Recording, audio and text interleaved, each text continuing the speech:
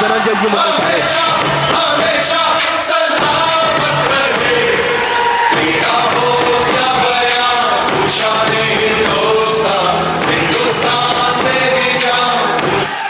लोकसभेच्या प्रचार सांगतेच्या ज्यांच्या प्रचाराच्या सांगतेची ही सभा आहे,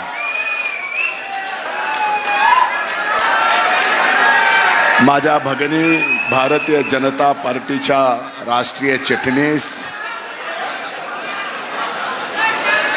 या जिल्ह्याच्या भावी खासदार आणि केंद्राच्या भावी मंत्री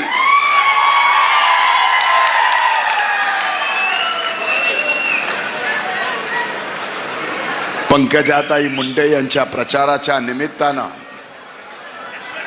व्यासपीठावर उपस्थित सर्व महायुतीचे सन्माननीय नेते,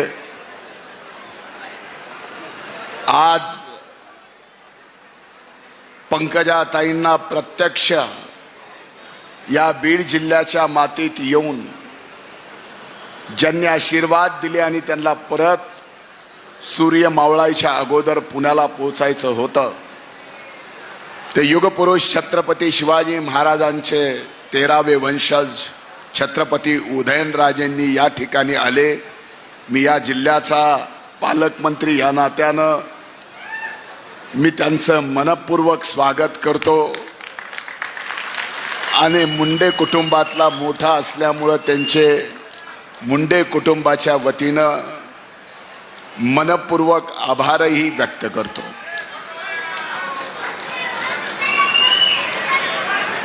बावीस बॉल राहिलेत,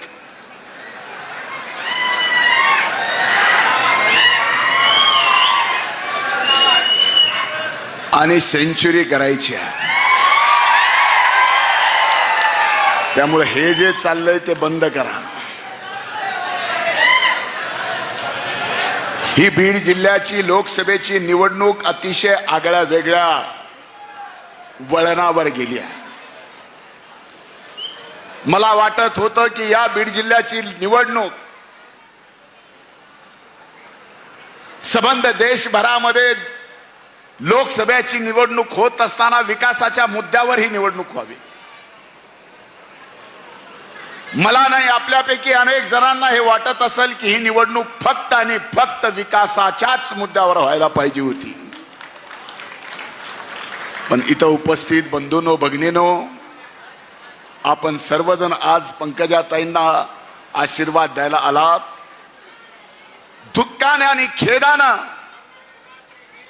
व्यक्त व्हावं लागतंय की ही निवडणूक या बीड जिल्ह्याची देशाच्या आणि या जिल्ह्याच्या विकासावरती नाही झाली, तर फक्त जाती पाती आणि धर्माच्या वर झाली।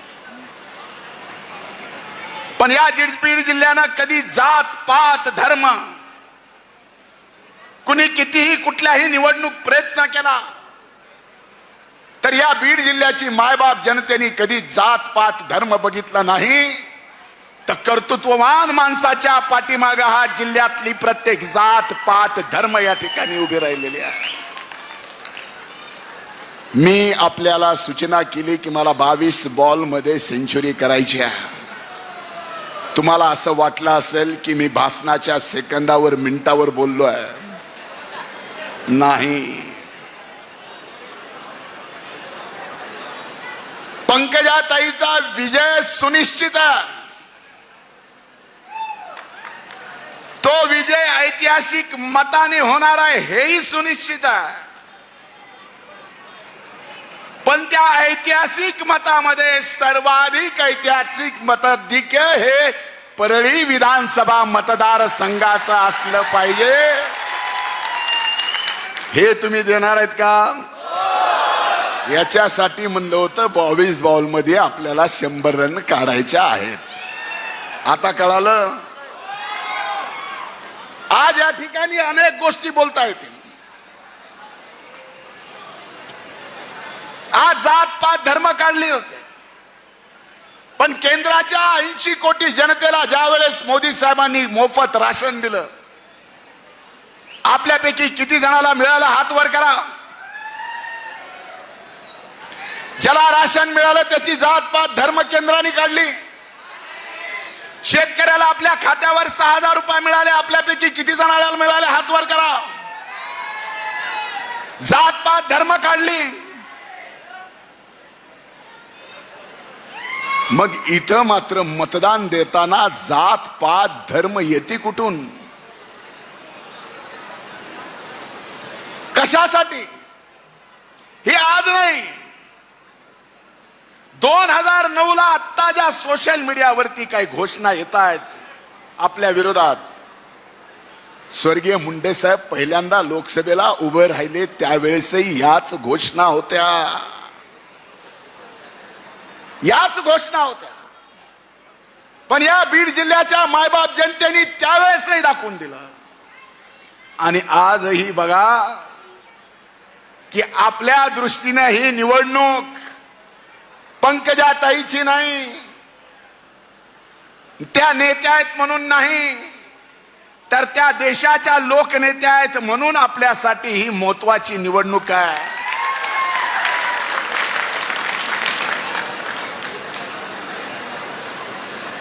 आम्ही प्रारब्ध भोगला, एकमेकाच्या विरोधात लढलो, पण व्यासपीठावर बसलेलो असताना एक क्षण मला आठवला. तो क्षण होता ताई तुमच्या 2009चा विधानसभेचा उमेदवारी अर्ज दाखल करायचा. आज तो क्षण आहे. तोही माझ्या दृष्टीने आनंदाचा होता. जीप वर उभा राहून पंकजाताई तुम आगे बढ़ो, हम तुम्हारे साथ है म्हणणार आहोत. आज तुम्ही देशाच्या सार्वभौम सभागृहात जाताय. हा भाऊ पुन्हा तुमच्या पाठीमागे आहे. पंकजाताई तुम आगे बढ़ो, हम तुम्हारे साथ. आज स्वर्गीय मुंडे साहेब नाही, स्वर्गीय अण्णा नाही. स्वाभाविक आहे, कुटुंबातला मोठा म्हणून जबाबदारी माझ्यावर आहे. जिल्ह्याचा पालकमंत्री म्हणून माझ्यावर आहे. माझे हात जोडून कळकळीची आपल्याला विनंती आहे. गावामध्ये गटातटाचे राजकारण इतक्या दिवस होतं. आता गटातटाचा राजकारणाचा विषय नाही, ही निवडणूक लोकसभेची आहे. आज सगळ्यात महत्वाची जबाबदारी या निवडणुकीची माझ्या खांद्यावर आहे. ती फक्त विजयाची नाही, तर दिल्लीला दाखवून द्यायचं आहे की एकदा बीड जिल्ह्याने ठरवलं तर ऐतिहासिक विजय या ठिकाणी देतो. ताई प्रारब्ध आपण दोघांनी भोगला.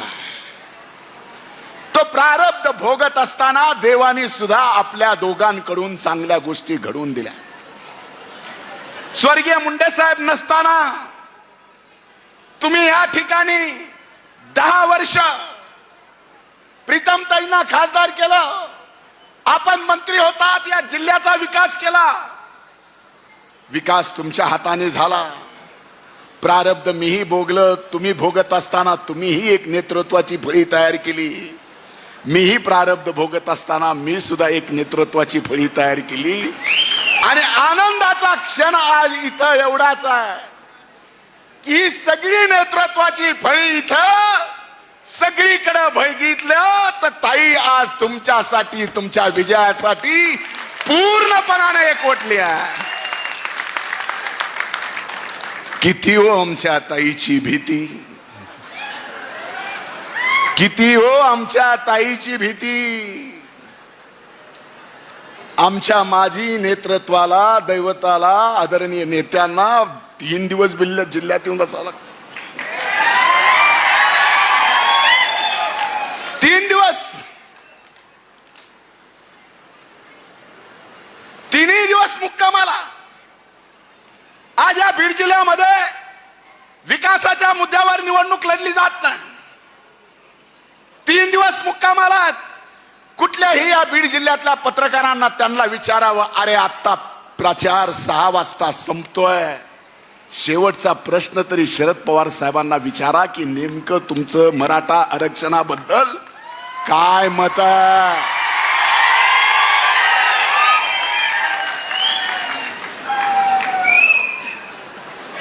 आरक्षणाच्या पाठीमागे राहून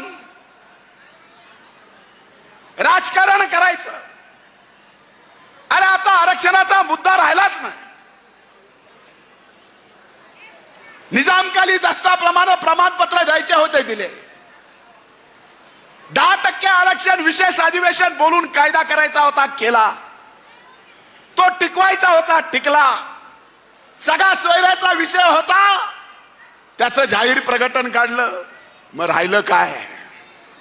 अरे ज्या दिवशी कुणबीचं प्रमाणपत्र मिळायचा निर्णय सरकारने घेतला, त्याच्या दुसऱ्या दिवशी आपल्या विरोधातल्या बहुरंगानं पहिलं प्रमाणपत्र त्याने घेतलं.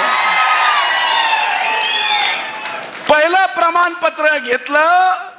ताई तुम्ही म्हणला सगळे विचारतात, पण ह्यांनी पहिलं प्रमाणपत्र कशासाठी घेतलं? तर केजच्या खरेदी विक्री संघाच्या निवडणुकीत इतर मागासवर्गीय मतदारसंघात त्या प्रमाणपत्रावरती अर्ज दाखल करायचा होता. मग आता तुम्ही काय झालात? एकीकडे ओबीसी म्हणून प्रमाणपत्र घ्यायचं, ओबीसी मतदारसंघात अर्ज दाखल करायचा, तिथं मात्र ओबीसी. लोकसभेच्या निवडणुकीला काय? असं कसं राजकारण आपण समजून सांगाल? अरे आज छत्रपती शिवाजी महाराजांचं आपण सर्वांनी इथं दर्शन घेतलंय. त्यांचे 13वे वंशज ताईंना आशीर्वाद या ठिकाणी द्यायला आले. अरे छत्रपती शिवाजी महाराजांनी सुद्धा स्वराज्य उभं करत असताना 18 पगड जाती धर्माच्या सर्वांना सोबत घेऊन स्वराज्य उभं केलं. त्यावेळेसपासून गावगाडा, त्यावेळेसपासूनचा गावगाडा, गावकोस 18 पगड जाती धर्मातले सर्व लोक एकत्रित या ठिकाणी गुणा गोविंदाने राहतात. पण इथं मात्र बीड जिल्ह्यामध्ये अतिशय वेगळ्या पातळीवर, एवढ्या खालच्या पातळीवर एवढा द्वेष की आम्ही दोघं बहीण भाऊ आता गाडीतून येताना छत्रपती उदयनराजेंच्या साक्षीनं बोलत होतो की एवढा द्वेष जर होत असेल तर कधी कधी आमच्या सारख्याला सुद्धा खरंच राजकारण समाजकारण करावं का नाही करावं? अरे आम्ही आमच्या कुठल्या तरी जातीत जन्माला आलो, हा आमचा दोष आहे.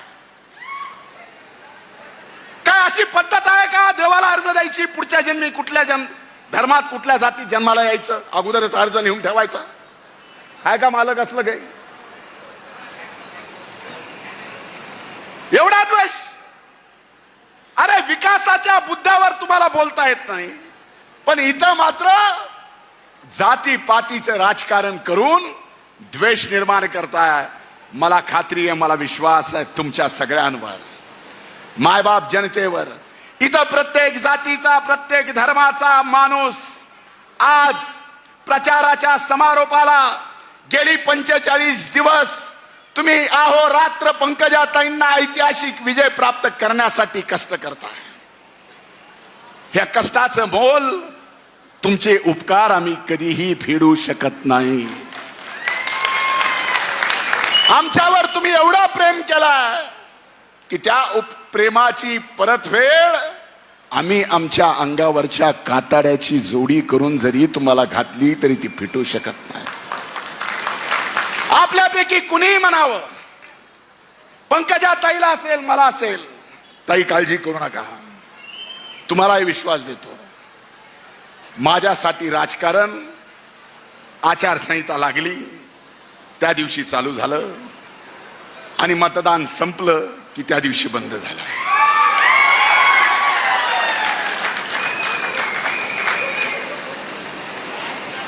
ज्यांनी शिव्या दिल्यात तोही दुसऱ्या दिवशी येऊन काम सांगतो आणि आपण काम करतो. हा स्वभाव आहे. पण ह्या सगळ्या गोष्टीमध्ये आपण एक विचार केला पाहिजे. तुमचा माझा काय स्वाभिमान आहे? मी असेल, पंकजा ताईने असेल, प्रीतम ताईने असेल, इथं व्यासपीठावर बसलेला अनेक मान्यवर असेल, ह्या निवडणुकीमध्ये फक्त आम्ही एखाद्या फलाण्या जातीत जन्माला आलो म्हणून विरोध करायचा? अरे आज तुमच्यापैकी अनेक जणांचे सामाजिक प्रश्न सोडवले असतील, आम्ही व्यक्तिगत प्रश्न सोडवला असतील, कुणाचं कर्ज फेडलं असेल, कुणाला कर्ज दिलं असेल, कुणाचा दवाखाना बघितला असेल, कुणाचं घरातलं भांडण मिटवलं असेल. एवढंच नाही, टंचाईच्या काळात दरवाजाला वाजून आपल्या सर्व सहकारांनी पिण्याचं पाणी पाजायचं काम केलं असेल. नाही तर कोविडच्या काळात रेमडेसिवीरचं इंजेक्शन देण्यापासून ते सकाळच्या नाश्त्यापासून दुपारच्या जेवणापासून रात्रीच्या जेवणापर्यंत या परळी विधानसभा मतदारसंघातल्या मायबाप जनतेची सेवा केली. ते सेवा करत असताना आम्ही कधी जात पात धर्म पाहिला. एकीकडं मागासवर्गीय समाजाला म्हणायचं संविधान बदलणार आहेत.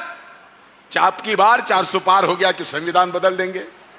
जोपर्यंत सूर्यचंद्र आहे तोपर्यंत संविधान कुणीही परमपूजनीय बाबासाहेबांचं बदलू शकत नाही. त्यामुळं तुम्ही त्या बाबतीत कधीच मनात सुद्धा विचार आणू नका.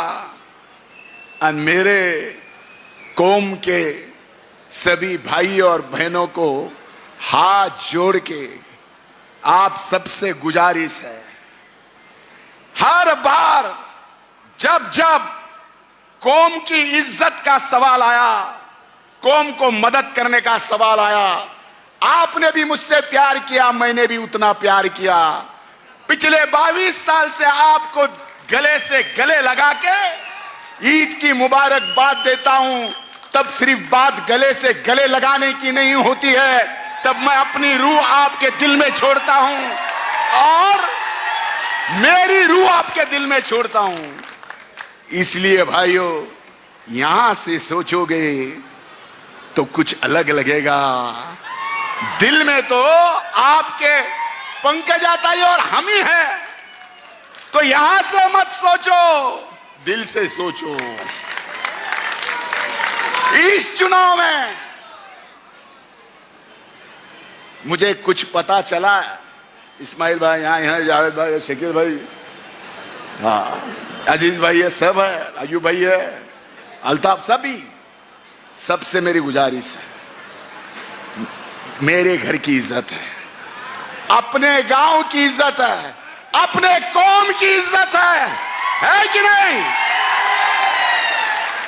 मुझे कहा गया कि यहां पे कोई ऐसा उम्मीदवार खड़ा करो. मैंने बोला नहीं, अगर कौम मुझ पे भरोसा करती है तो मुझे भी उस कौम पे भरोसा है और उस भरोसे की बात करता हूं, वो भी वोट करेगा.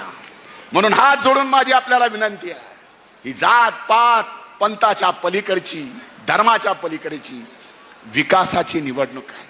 अरे आपण स्वप्न बघतोय, एकीकडे परळीहून बीड मार्गे, नगर मार्गे मुंबईला रेल्वेने जाण्याचं जे प्रीतमताईंनी स्वप्न पूर्ण केलं. आज मला सांगा, आपल्याला काय मिळालं म्हणून चर्चा आपण करतोय. विरोधक टीका करतायत की या बहीण भावाने काय केलं. मी केजला म्हणलं की ताई मंत्री असताना PMGSYचे, CMGSYचे, CRFचे जेवढे कामं निघाले त्याच्यातले अर्धे कामं फक्त भौरंगाच्याच कॉन्ट्रॅक्टरला आहेत. आमच्या काळातही तसंच आहे. आणि तो म्हणतोय विकास झाला नाही. अरे मग तुला गुत्तेदारी कशी मिळाली? सरळ प्रश्न आहे, सीधा सवाल आहे. आता काही जण म्हणले की या बीड जिल्ह्यातली परळीची मक्तेदारी संपवार आहे. आमची काय मक्तेदारी आहे? आता समारोपाच्या सभेत अरे परळीची मक्तेदारी धनंजय मुंडे आणि पंकजाताई मुंडे नाही, प्रीतमताई नाही. परळी म्हणजे प्रभू वैद्यनाथ आहे. परळी म्हणजे पंचम द्वादश ज्योतिर्लिंग आहे. परळी म्हणजे तुम्ही आहात. परळी म्हणजे ही मायबाप जनता आहे. आम्ही परळीत आणि बीड जिल्ह्यात कधीही फरक केला नाही, ना कधी आम्ही करणार. विकास सर्व जिल्ह्याचा होणार आहे. अरे जर तिसऱ्यांदा आज संबंध देश जर म्हणतोय कि पुन्हा प्रधानमंत्री कोण होणार,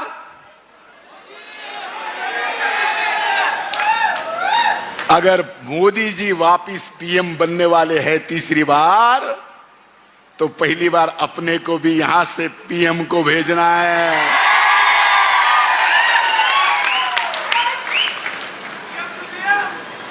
ईवीएम की जब आएगी तब आएगी, देख लेंगे।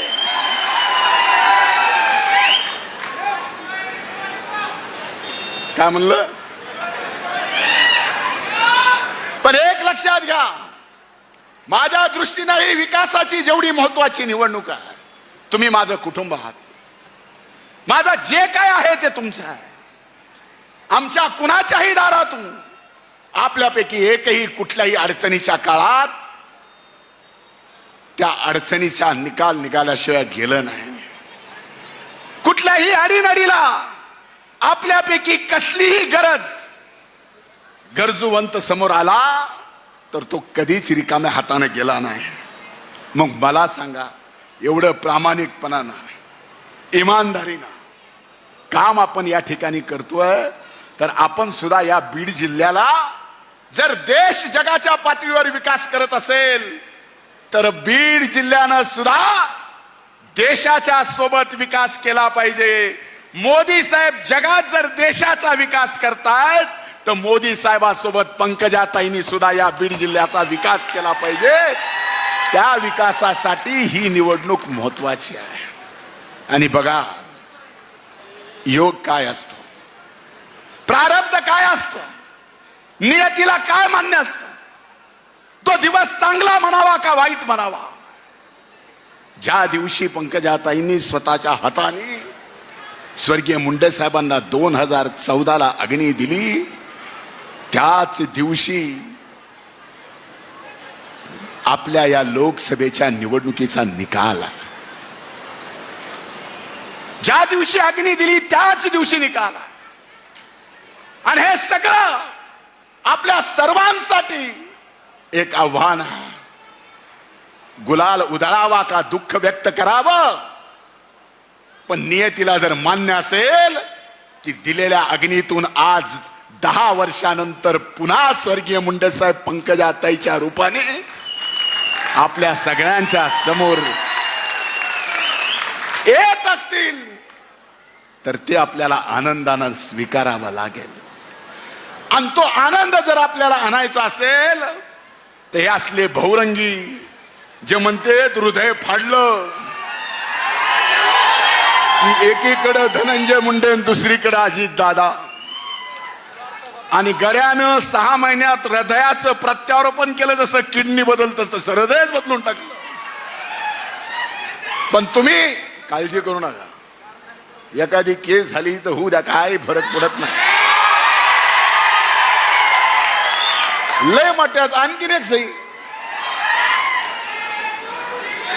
इथून खालून वरून 4-5 जण मला घड्याळ दाखवले. तारा, मला घड्याळ पक्की माहिती आहे, पण आता विषय कमळाचा आहे. म्हणून हात जोडून कळकळीची विनंती आहे, गावात मतभेद असतील, गावात गटतट असतील, गावात 2 पार्ट्या असतील, एकमेकाच्या विरोधात मागच्या 10-12 वर्षापूर्वी आपण लढलो असू, काही केलं असू, पण आता मात्र ती गटातडाची निवडणूक नाही. आता मात्र ती ग्रामपंचायतीची नाही, पंचायत समितीची नाही, जिल्हा परिषदेची नाही, नगरपालिकेची नाही, विधानसभेची सुद्धा नाही. ही निवडणूक आपल्या अस्तित्वाची, अस्मितेची, स्वाभिमानाची आहे. आणि स्वर्गीय मुंडे साहेबांना 4 तारखेला त्यांच्या पुण्यतिथीच्या निमित्तानं सर्व भरभरून त्याची 13 तारखेला परतफेड करायची. आपल्याला आपली लेख अनुक्रमांक, आपली लेख पंकजाताई गोपीनाथ मुंडे, कमळ, त्याच्या समोरचं बटन दाबून पंकजाताईंना आपल्या परळी विधानसभा मतदारसंघातून, बीड जिल्ह्यातून ऐतिहासिक मदत ते मिळणार आहे. पण परळीत नंबर 1 लीड कुठली, बीड जिल्ह्यात नंबर 1 लीड कुठली. त्यामुळे पंकजाताई तुम आगे बढ़ो. खूप खूप धन्यवाद. जय हिंद, जय महाराष्ट्र.